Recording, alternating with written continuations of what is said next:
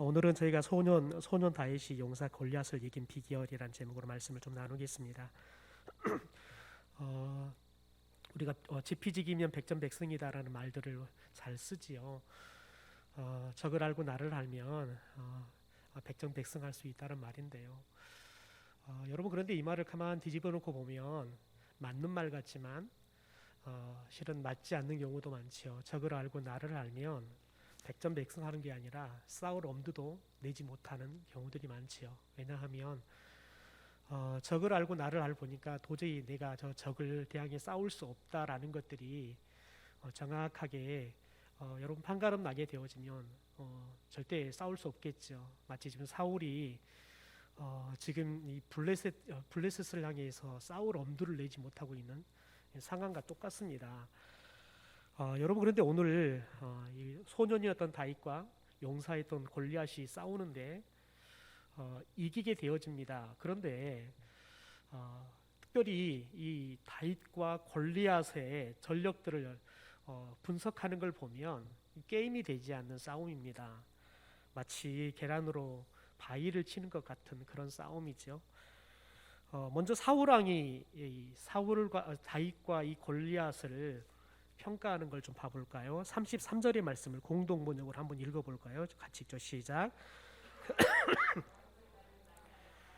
내가 나가 저 블레셋 놈과 싸우다니 어림도 없는 일이다.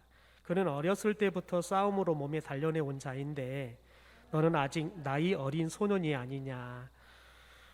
여러분, 지금 특별히 이스라엘 백성들 중에서 골리앗을 향해서 싸우겠다고 나서는 사람이 단 한 사람도 없습니다. 무려 40일 동안 골리앗이 나와서 아침마다 아침 저녁으로 나와서 이스라엘 사람들을 조롱하고 있습니다. 그런데 누구도 싸울 엄두를 못 내는 거예요. 그런데 어린 소년이었던, 예측하기로 15살에서 한 17살 이 정도 됐을 것이다 예측을 하는데요.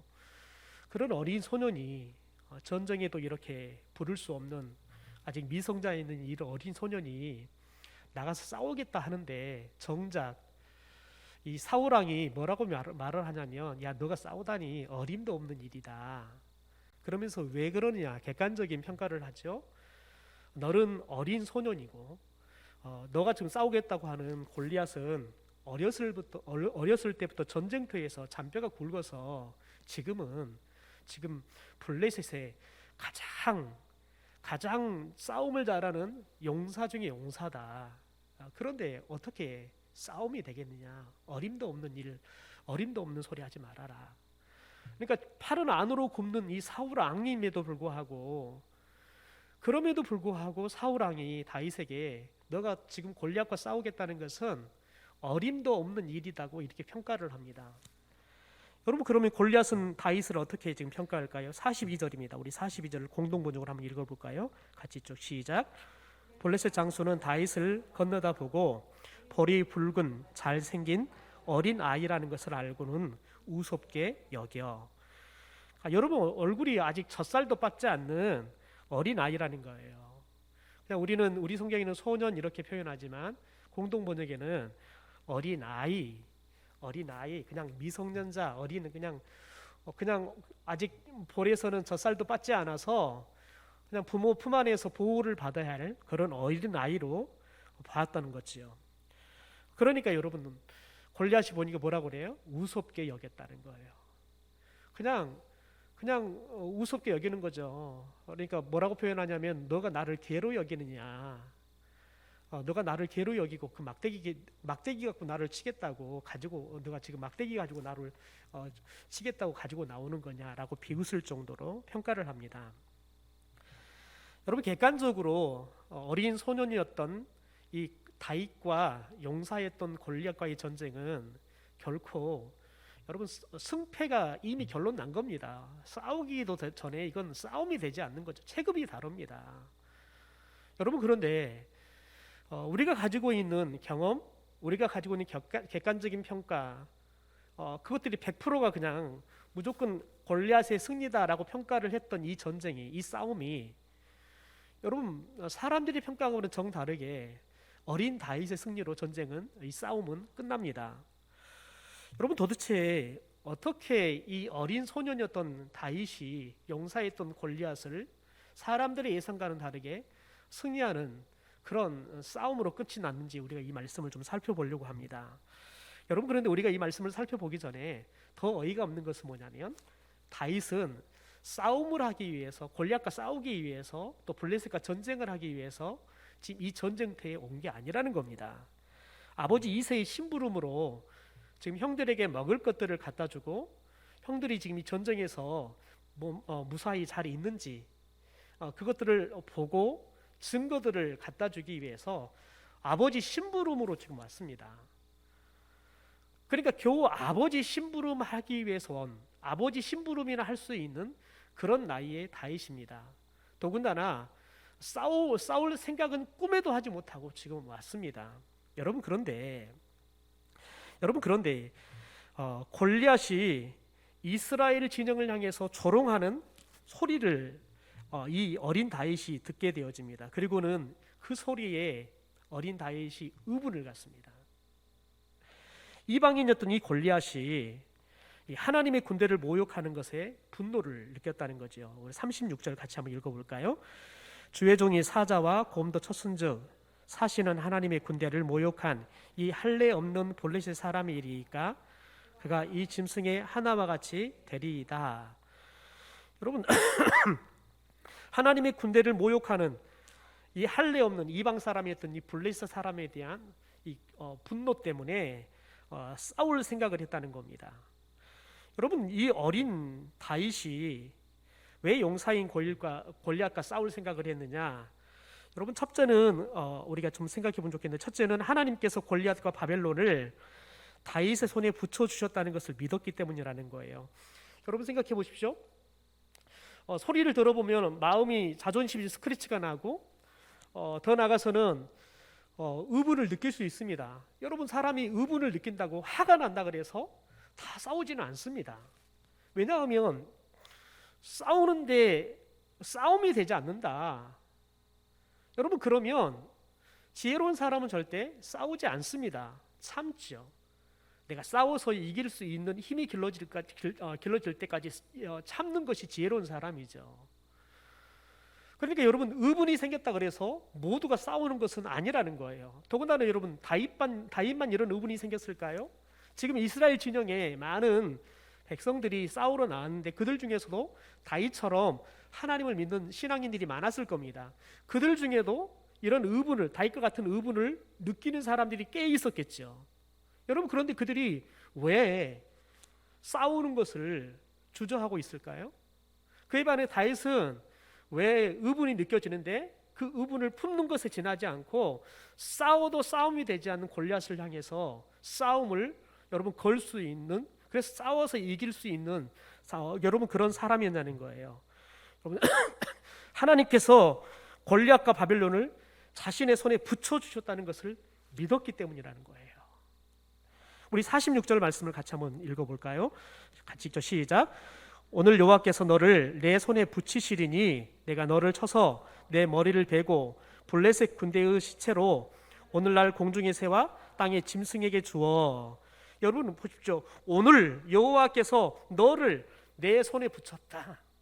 너를 내 손에 붙였다. 그러면서 뭐라고 말합니까? 내가 너를 쳐서 너 머리를 벨 것이고 블레셋 군대 시체로 라고 말하죠. 그러니까 골리앗뿐만 아니라 블레셋 군대들도 내 손에 붙여주셨다는 거예요.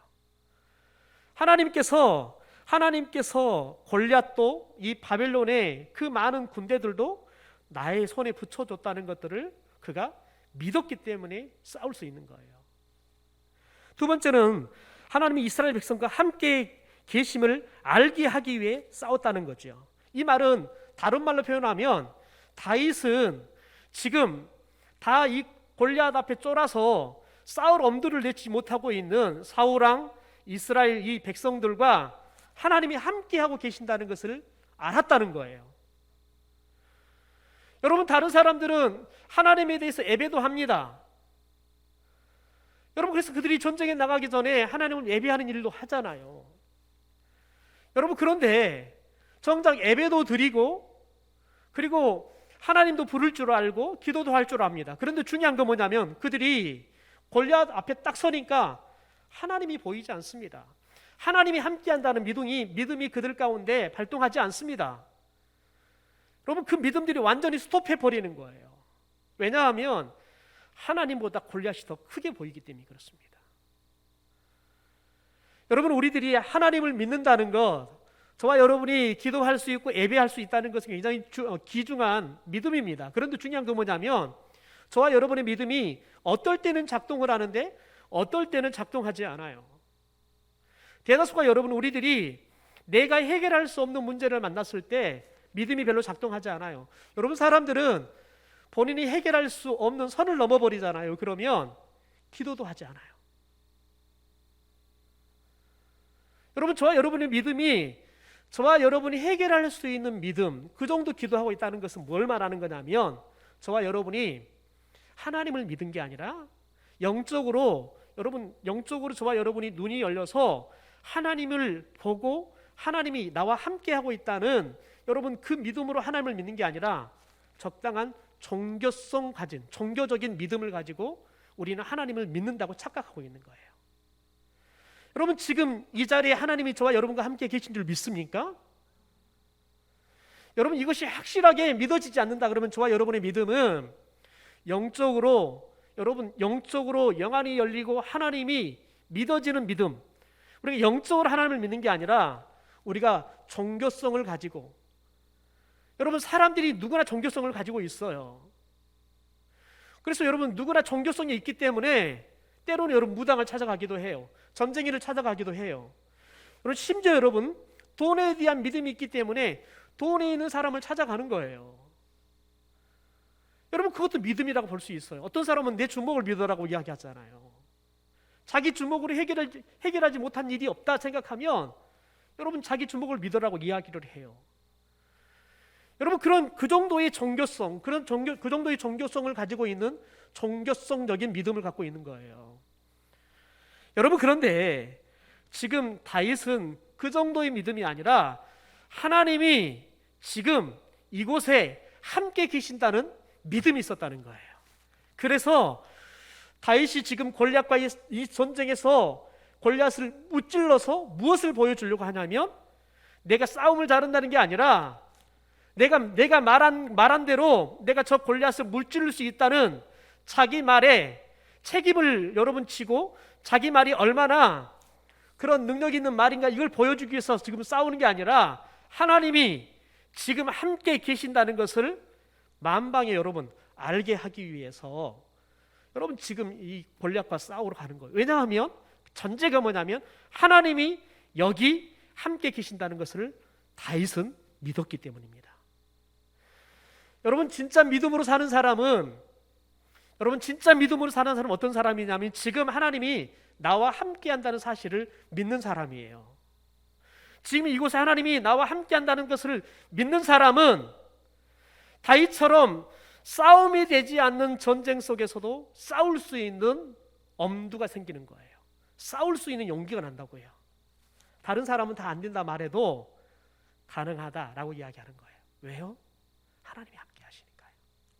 세 번째는요, 전쟁의 승패는 군사력에 달린 것이 아니라 하나님께 달려있다는 믿음이 있었기 때문입니다. 우리 47절 말씀 같이 읽죠. 시작.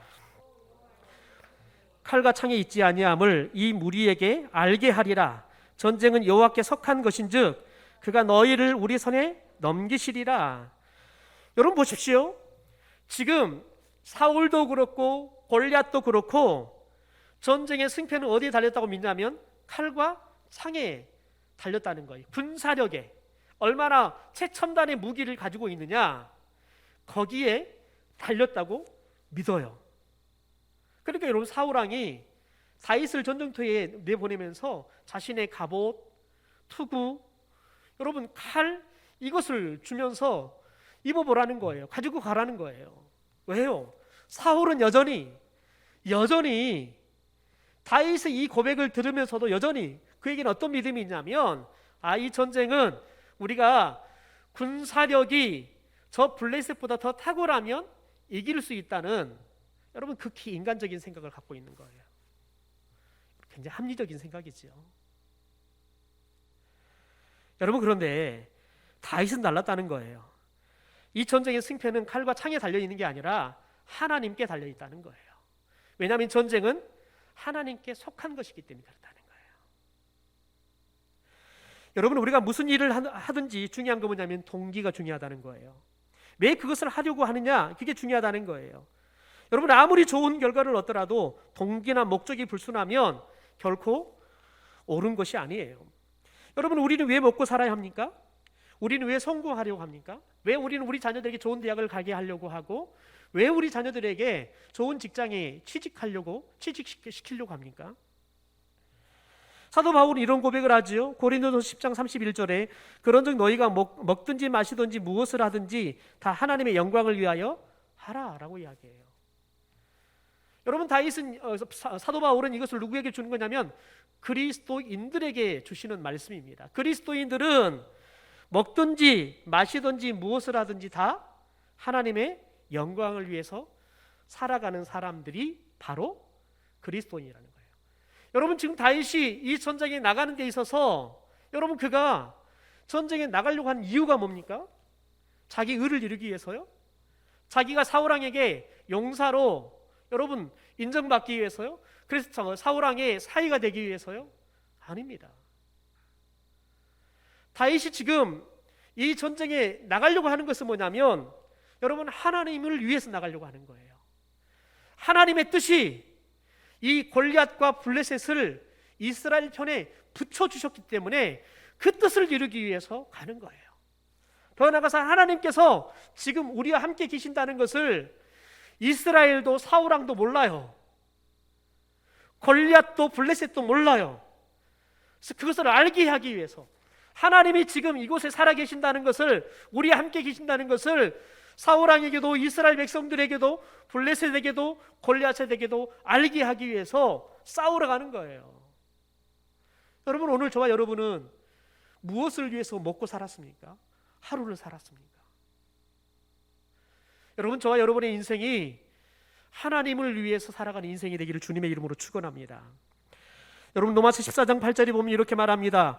우리가 살아도 주를 위하여 살고 죽어도 주를 위하여 죽나니 그러므로 사나 죽으나 우리가 주의 것이다. 여러분, 왜 우리가 사나 죽으나 무엇을 먹든지 마시든지 여러분 무엇을 하든지 왜 하나님의 영광을 위해서 해야 합니까? 우리는 하나님의 것이니까요. 내 것이 아니라 하나님의 것이니까요. 우리의 삶에 있어서 하나님의 이름이 존귀하게 되기를 바라는 여러분, 그 마음으로 사는 것이 하나님은 아름답다라고 이야기해요. 그러니까 저와 여러분이 무엇을 하든지 하나님의 영광을 위해 살아야겠다는 생각을 품는 것, 그것이 하나님은 아름다운 생각이다. 그 사람이 아름답다라고 평가한다니까요. 우리 빌립보서 1장 20절 말씀을 세번역 성경으로 같이 한번 읽어볼까요? 같이 읽겠습니다. 시작. 내가 간절히 기대하며 바라는 것은 내가 어떤 일에나 부끄러워하지 않고 전과 같이 지금도 온전히 담대하여 살든지 죽든지 나의 몸으로 말미암아 그리스도께서 존귀하게 되시는 것입니다. 여러분, 예수님께서 존귀하게 되는 것이다 라고 이야기해요. 우리 빌립보 4장 8절의 말씀을 같이 한번 읽어볼까요? 같이 읽죠. 시작. 형제들이여, 이제 이 편지를 끝맺기 전에 한 가지 더 일러둘 말이 있습니다. 여러분의 생각을 참된 것과 선한 것과 옳은 일에 단단히 메어두십시오. 순수하고 사랑스러운 것을 생각하고 남의 아름답고 좋은 점을 보도록 하십시오. 하나님께 찬양과 기쁨을 드리는 일만을 생각하십시오. 여러분, 사도 바울은 지금 우리에게 이야기하는 게 뭐냐면 너희들이 하나님의 영광을 위해서 살아가는 것, 그 영광을 위해 살아가는 삶을 살기 위해서는 뭘 하는 거예요? 우리의 생각을 지켜라는 거예요. 뭘로요? 하나님을 위해서. 여러분, 참된 것을 생각하라는 거예요. 선한 것을 생각하라는 거예요. 옳은 일을 생각하라는 거예요. 여러분, 오늘 사도 바울 우리에게 참된 것을 하라 말하지 않아요. 선한 것을 하라 말하지 않아요. 왜냐하면 저와 여러분은 여러분 참된 것을 할 만한 능력이 없어요. 여러분, 저와 여러분이 우리의 생각 속에 참된 것, 선한 것들을 하나님이 원하는 것을 품기만 해도 그러면 여러분 성령께서 우리의 생각을 들어서 저와 여러분이 하나님의 영광을 위해 살아가도록 인도하시고 도우실 줄 믿습니다. 여러분, 사도 바울도 그가 뼈저리게 느낀 거 뭐냐면, 본인이 다 죽을 날이 가까웠지만 여전히 싸우는 거 뭐냐면, 본인이 늘 마음에 선한 것을 하고 싶지만 살고나 뒤돌아봤더니 본인이 그렇게 착한 거 하고 싶고 하나님의 뜻대로 살고 싶었는데 정반대로 살고 있더라는 거예요. 여러분, 저와 여러분이 성령의 도우심이 있지 않고서는 여러분 예배하는 것조차도 하나님을 위해 예배하는 게 아니라 나를 위해 예배해요. 여러분, 우리가 예배에 대해서 얼마나 이기적인지 아세요? 여러분, 우리는 예배에 소위 은혜 받기 위해서 예배를 드린다고 생각해요. 여러분, 근데 그것은 예배를 잘 모르는 거예요.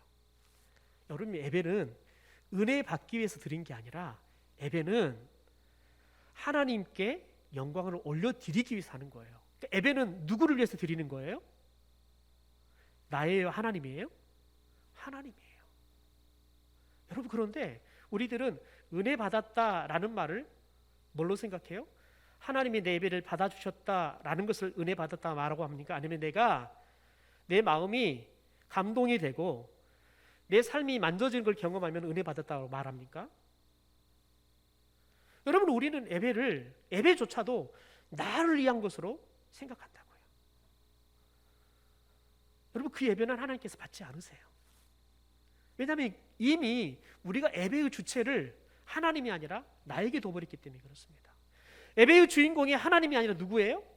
나예요. 여러분, 그런데 우리는 은혜 받으면 내가 건강한 성도처럼 착각한다고요. 하나님은 여러분 그런 성도를 건강하다 말하지 않아요. 하나님은 때로는 내가 은혜 받지 못해도 하나님이 받으시는 예배를 드리는 사람, 여러분 그 사람이 하나님에게는 믿음이 있는 사람이에요. 예배의 목적이 뭔지를 여러분 모르고 예배를 드리면 그가 드리는 예배가 아무리 신령한 것처럼 보이고 그가 드리는 예배가 아무리 준비가 되어지고 많은 것들을 드린다 하더라도 하나님 그 예배를 받지 않으세요. 왜요? 그 예배는 하나님을 위한 예배가 아니라 자신을 위한 예배이기 때문에 그렇습니다. 여러분, 저와 여러분이 단순하게 예배 하나만 생각했지만 여러분 예배를 그렇게 생각하면 모든 것들이 다 그렇게 자연스럽게 생각이 되게 돼 있다는 거예요.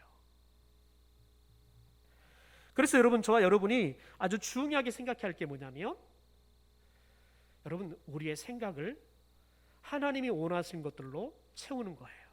그래서 그 생각을 지키는 거예요.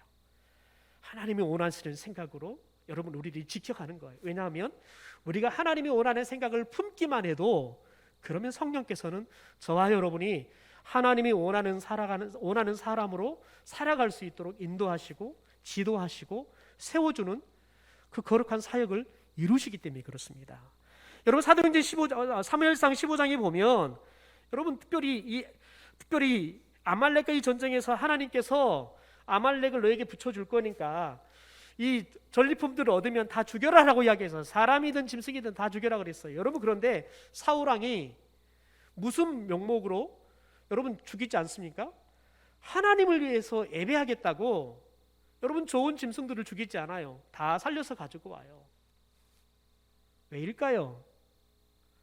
여러분, 하나님을 위해서라는 말로 가장해서 자신을 위해서 여러분 그 살려서 가져온 거예요. 하나님을 위한다 그러면 뭘 해야 돼요? 하나님의 말씀을 따라 순종하는 게 하나님을 위한 거예요. 여러분, 하나님은 제사를 원하는 게 아니라 하나님의 말씀에 순종을 원한다고요.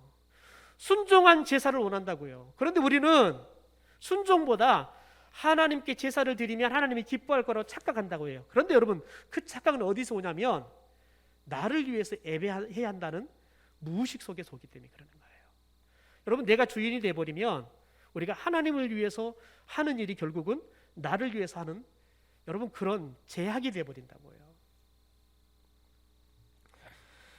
여러분, 그러면 어린 이 소년 다윗이 용사 골리앗을 어떤 방법으로 이길 수 있었을까요? 우리가 두 가지만 생각했으면 좋겠는데요. 첫째는 다윗은 익숙한 것으로 싸웠다는 거예요. 여러분, 우선 우리가 이 말씀을 생각하기 전에 우리가 반드시 생각해야 할 게 뭐냐면 어린 다윗이 용사 골리앗을 이긴 것은 기적이 아니라는 거예요. 만약에 여러분 우리가 이것을 기적이라고 말한다면 다윗 왕은 매우 기분이 나쁠 거예요. 여러분 마치 열심히 공부한 학생이 100점 만점을 맞았어요. 그래서 1등을 했단 말이죠.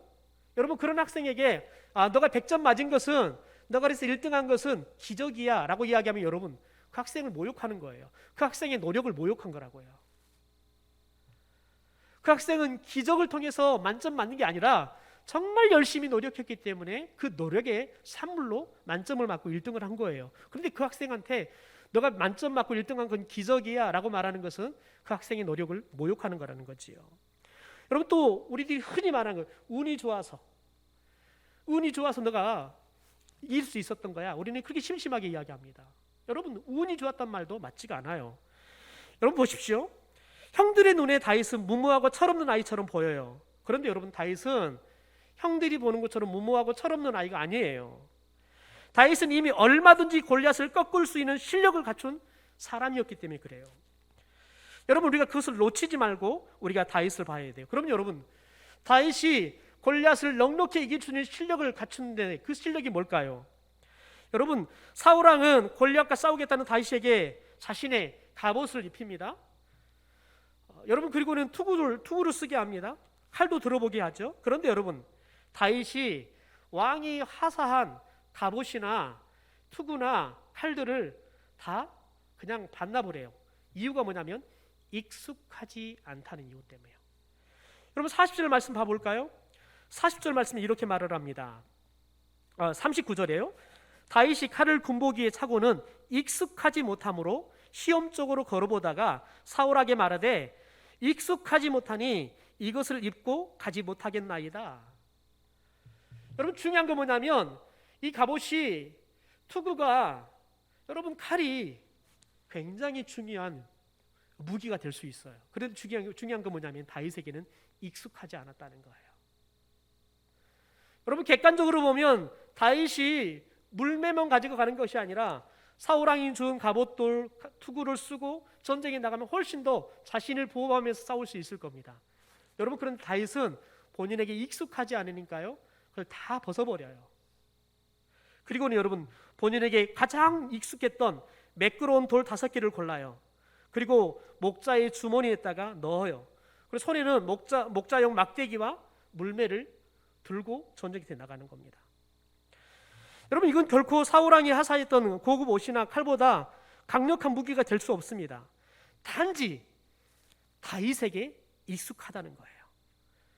강력한 무기가 아니라 다윗에게 익숙한 무기라는 거예요. 왜냐하면 어린 시절부터 양을 치면서 이 물매를 사용하는 것이 그에게는 숙달되었기 때문에 그렇습니다.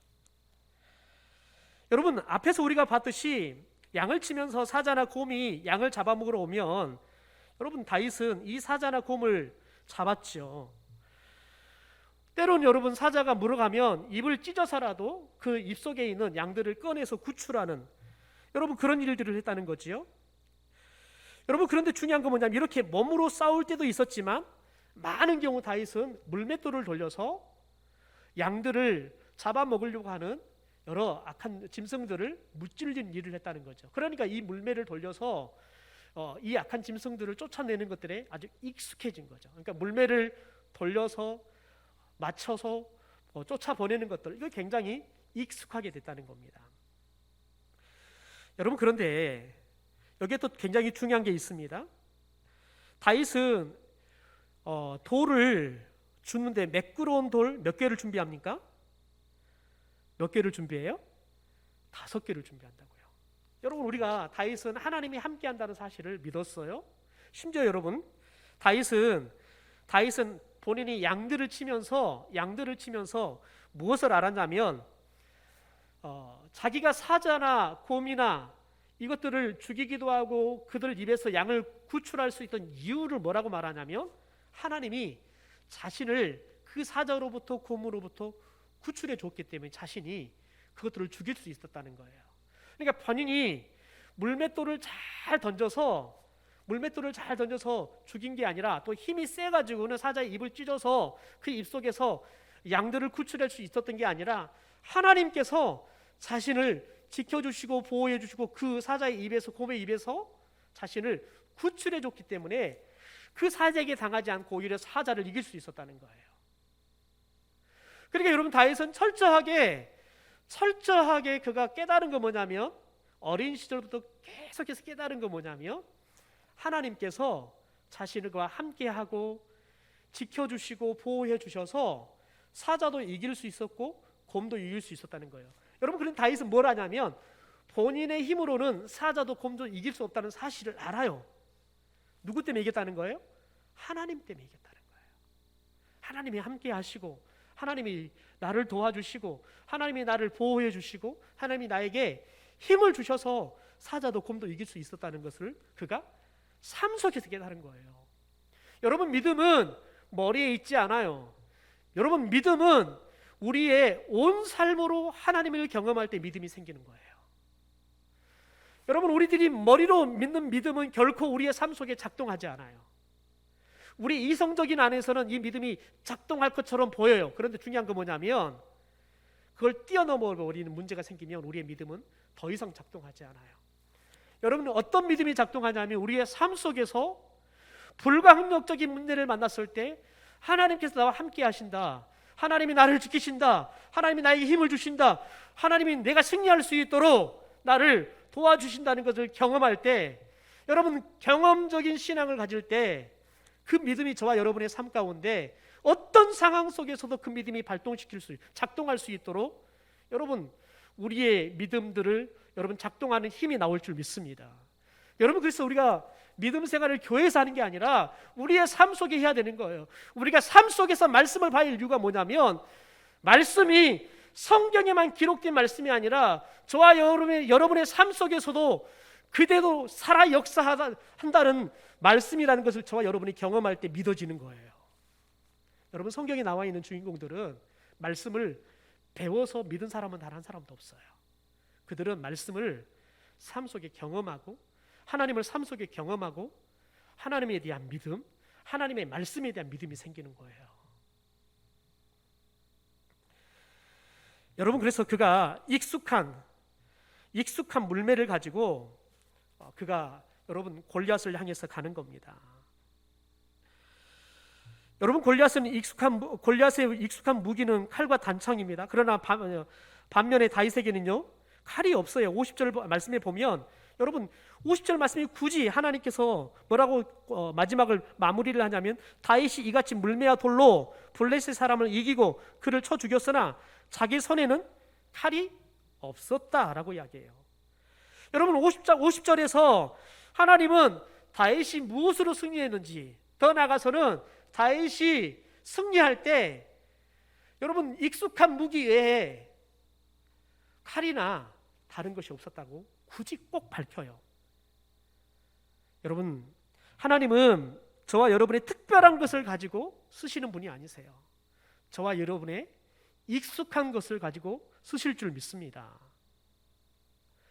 여러분, 그래서 저와 여러분이 하나님께서 어떤 일을 맡길 때, 저와 여러분이 이런 계산을 하면 절대 하나님의 일을 할 수가 없어요.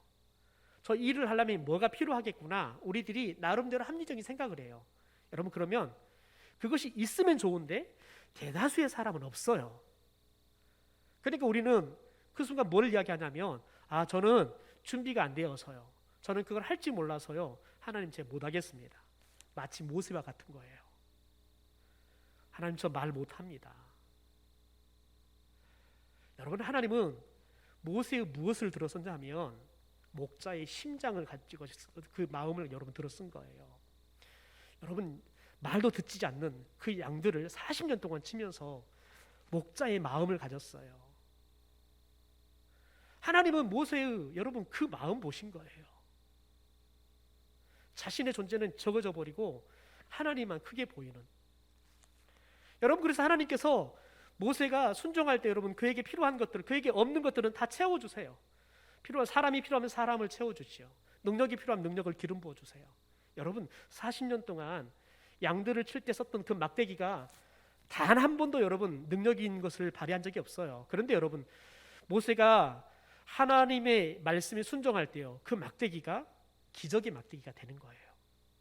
물을 가르는 막대기가 되는 거예요. 반석에서 물이 나게 하는 막대기가 되는 거예요. 특별한 막대기 기술 아니에요. 여러분, 하나님은 저와 여러분에게 익숙한 막대기, 익숙한 물매, 여러분 그것이 어떻게 보면 전쟁터에서는 아무런 보잘것없는 무기일 수 있어요. 그런데 중요한 건 뭐냐면 익숙한 것에 저와 여러분이 순종을 다할 때 그 익숙한 무기가 보잘것없는데 기적 같은 일들을 이루실 줄 믿습니다. 두 번째는 여러분, 다윗은 만군의 여호와 이름으로 싸움에 나갔다는 거예요. 우리 45절 말씀을 같이 좀 읽어보죠. 시작. 다윗이 블레셋 사람에게 이르되 너는 칼과 창과 단창으로 내게 나아오거니와 나는 만군의 여호와의 이름 곧 내가 모욕하는 이스라엘 군대 하나님의 이름으로 내게 나아가노라. 여러분 보십시오. 골리앗이 모욕했던 만군의 여호와의 이름으로 지금 다윗은 나갔다는 거예요. 만군의 여호와의 이름은 어린 소녀 다윗에게 다윗이 여러분 용사했던 골리앗과 싸울 수 있는 동기였어요. 여러분 그가 사울왕도 골리앗도 평가할 때 싸움이 되지 않는 싸움인데 그런 싸움을 다윗이 할 수 있었던 건 뭐냐면 만군의 여호와의 이름을 모욕하기 때문에 그가 싸울 용기가 생긴 거예요. 더 나아가서는 여러분 만군의 여호와의 이름이 더 나아가서는 싸움의 방법이 된 거예요. 왜요? 그는 철저하게 양들을 치면서 만군의 여호와의 이름이 정말 만군의 하나님이라는 것을 안 거예요. 여러분 그가 그걸 깨달은 거예요. 그래서 사자와 싸우지만 곰과 싸우지만 만군의 여호와가 나와 함께하면 내가 이길 수 없는 사자, 내가 이길 수 없는 곰도 이긴다는 거예요. 여러분 지금도 성인이 돼도 사자와 싸워서 이길 수 있는 사람은 없어요. 여러분 맨손으로 싸운다 그러면 곰하고 싸워서 이길 사람은 없어요. 사람은 여러분 힘에서나 여러분 등치에서나 사자나 곰에게 다 져요. 여러분 그런데 다윗은 철저하게 깨달은 건 뭐냐면 만군의 여호와 하나님이 만군의 여호와라는 거예요. 여러분 그분과 함께 나아가면 이길 수 있다는 거예요. 왜냐하면 전쟁은 칼과 창에 있는 것이 아니라 군사력에 있는 게 아니라 하나님에게 달렸기 때문에 그렇다는 거예요. 여러분 저와 여러분의 믿음에는 하나님의 이름이 어떤 이름입니까? 골리앗처럼 조롱하는 이름이 혹시 되지 않습니까? 수많은 사람들이 너가 믿는 하나님 진짜 살아있다면 한번 하나님이 살아있는 걸 보여달라고 말하면 여러분은 뭐라고 말하겠습니까? 아무 말 못하고 그냥 잠잠하게 있다면 여러분 저와 여러분은 말하지 않고도 만군의 여호와의 이름을 모욕하는 사람이 되고 마는 겁니다. 사울왕이 이스라엘 사람들이 골리앗의 이 조롱의 소리에 여러분 그들이 아무런 말을 못하고 있으니까요. 그러니까 여러분 만군의 여호와 이름이 망령되게 일컬어지는 겁니다. 저와 여러분이 하나님이 지금도 살아 역사하고 여러분 그래서 만군의 여호와 여러분 그 이름 자체가 여러분 하나님께서 가장 강력한 힘을 가진 그런 하나님이라는 것을 여러분 우리들이 믿지 않는다면 그래서 만군의 여호와라는 믿음이 없다면 여러분 우리는 지금도 하나님을 조롱하며 살아가는 사람들이에요. 왜냐하면 저와 여러분은 하나님을 조롱하지 않을지 모르지만 저와 여러분의 그 믿음 없는 삶 때문에 저와 여러분을 바라보고 있는 불신자들은 하나님을 조롱하는 거예요. 여러분 다윗은 특별히 그가 익숙한 것, 다시 말해 그의 탁월한 실력, 물매를 던지는 실력, 여러분 이것을 여러분 의지하며 나갔어요. 그런데 중요한 건 뭐냐면 여러분 그것만 의지하지 않았다는 거예요. 그의 익숙한 탁월한 실력인 물매를 던지는 여러분 물매를 던질 줄 아는 여러분 그 무기를 가지고 나갔지만 더 중요한 건 뭐냐면 만군의 여호와 하나님을 의지하며 갔다는 거예요. 중요한 건 여러분 우리들이 어떤 한 가지만 갖고 있으면 안 되는 거예요. 저와 여러분의 삶에 익숙한 무기를 갖고 있어야 한다는 거예요. 여러분의 익숙한 무기가 뭡니까? 사람마다 각각 다를 수 있습니다.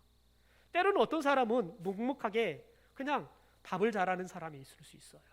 여러분 밥만 잘해도 사람들이 주님 앞에 돌아오는 일들이 일어날 수 있어요.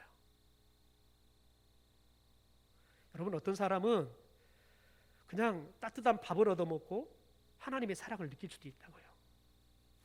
미국 유타주를 가면요, 거기는 대학생들이 많습니다. 더군다나 거기는 모슬렘 지역입니다. 거의 이슬람이 꽉 잡고 있습니다. 여러분, 그런데 거기 한인교회가 있습니다.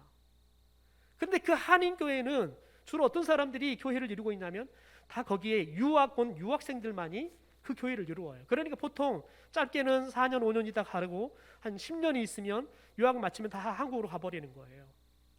여러분, 그런데 거기에 온 성도들이 특별히 예수를 믿지 않는 사람들도 유학을 왔다가 예수를 믿는 일들이 일어난대요. 여러분, 그런데 그들이 거기를 왜 찾아오냐면 따뜻한 한국 음식 먹고 싶어서 왔다는 거예요.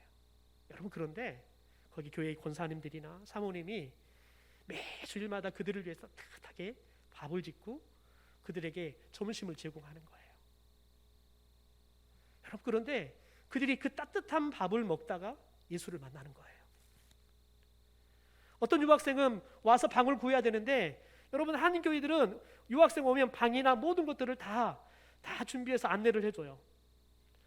여러분, 왔는데 자기가 어디 가서 오늘 저녁 자야 될지 모르겠는데 그냥 당장 잘 집이 없는데 교회 집사님이 자기 집에 와서 집이 구해질 때까지 같이 있자는 거예요. 여러분, 집사님 집에 자다가 예수 믿는 사람들이 생긴다니까요. 자기 집 따뜻한 밥을 먹는데 거기다가 공기 하나 더 얻는 거예요. 여러분, 밥 열심히 잘 짓는 것 때문에 예수를 믿는 사람이 생긴다니까요. 자기 집에 방이 남아있는데 그 방 내어준 것 때문에 전혀 예수 안 믿는 사람이 유학 갔다가 그 집에 집을 구하는 동안 머무는 동안에 그 집이 믿음으로 살아가는 걸 보다가 그도 믿음을 갖는다니까요. 여러분, 하나님은 저와 여러분이 익숙하게, 그러나 사람들이 보기에, 내가 보기에도 보잘것없지만 여러분, 그것이 하나님 앞에 순종할 때 저와 여러분이 하나님의 거룩한 일들이 일어나는 귀한 통로로 쓰임받게 될 줄 믿습니다. 더 중요한 건 뭐냐면 여러분, 저와 여러분이 하나님의 만군의 여호와, 여러분 나사렛 예수 그리스도 이름 안에 여러분 치료의 권세가 있을 줄 믿습니다. 귀신이 떠나가고 질병이 떠나가는 역사가 나타날 줄 믿습니다. 지금도 그 역사는 일어납니다. 여러분, 브라질 교회가 급성장하고 있습니다. 최근에 들어보니까 한 8,000만 명이 넘는 성도들이 있대, 브라질에 가요. 여러분, 그런데 브라질은 지금도 예배 때마다 강력한 치유 역사, 회복의 역사가 나타나는 거예요. 귀신이 떠나가고 마약 중독자들이 이 중독으로부터 벗어나고 또 알코올 중독자들이 중독으로부터 벗어난 일들이 나타난다는 거예요. 여러분, 우리는 제가 목회를 배우면서 신학교 목회 배울 때 특별히 우울증 있는 사람들은 기도보다는 정신병원 보내라, 아니면 상담을 해라 라고 가르침을 받았어요. 여러분, 그런데 놀라운 거 뭐냐면 브라질 교회는 우울증 환자든 또 놀라운 건 예배하다가 기도를 받다가 회복이 된다는 거예요. 사람들이 가지고 있는 합리적인 생각 경험들을 더 나아가서는 데이터를 초월하는 일들이 나타난다는 거예요. 지금도 브라질은 계속해서 방송으로 주일날 예배들이 나가요. 그런데 그 예배 속에 치유 역사가 나타난다는 거예요. 그걸 보면 사람들이 교회를 찾아 나오기 시작한다는 거예요. 그런 교회를 향해서 어떤 누구도 교회를 비난하는 사람이 없다는 거예요. 왜요? 성령의 살아 역사함을 봐버리기 때문에 여러분, 그 교회를, 성도들을 감히 손가락질로 욕하는 사람들이 없다는 거예요. 여러분, 하나님의 교회는 말씀이 이루어져 가기 시작하면 세상 가운데 칭찬과 많은 사람들이 주께 돌아오는 거룩한 통로로 쓰임받는 교회가 될 줄 믿습니다. 여러분, 만군의 여호와의 이름이 저와 여러분 가운데 살아 역사하는 이름이 되기를 소망합니다. 나사렛 예수 그리스도 이름의 권세가 저와 여러분에게도 믿어지는 역사가 있게 되기를 주님의 이름으로 축원합니다.